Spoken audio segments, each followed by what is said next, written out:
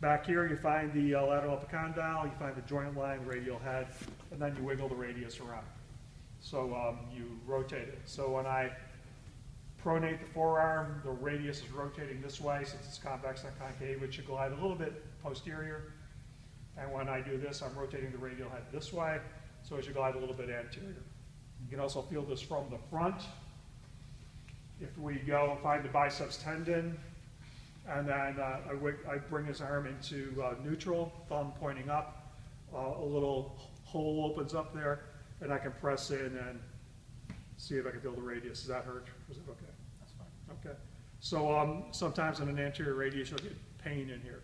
So it's really anteral, medial, posterior, lateral for the radius, and just lateral or medial for the electrodon.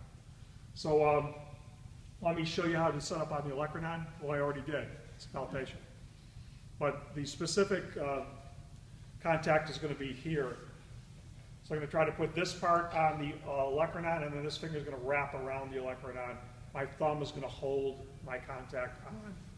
In Gans, way back in ancient history, I learned this as a rat hole in Gonstead.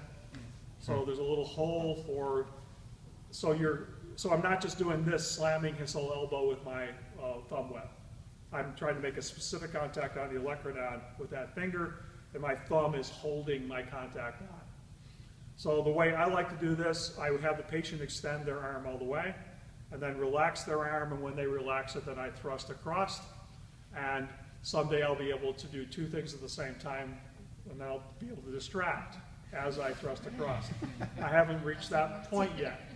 So I can only do one thing at a time, so I do the thrust that way.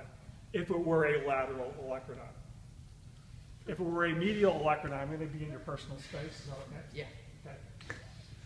So you get in their personal space, the exact same thing, except now I'm on the medial aspect of the electrodon. Extend your arm all the way. Relax it. When he relaxes, I would thrust that way. By having your elbow tucked onto your own side, you can feel the excursion, get some extra feedback that way. You want to be leaning into it a little bit.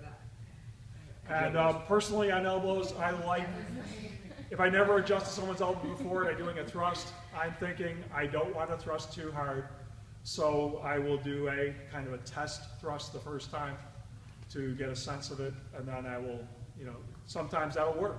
And if not, then I'll do a little bit of harder thrust. But it's easy, you got a long leg here, it's easy to hurt someone's elbow. So take it easier on that first thrust. Do not get too dependent on getting that cavitation sound, the first time, okay?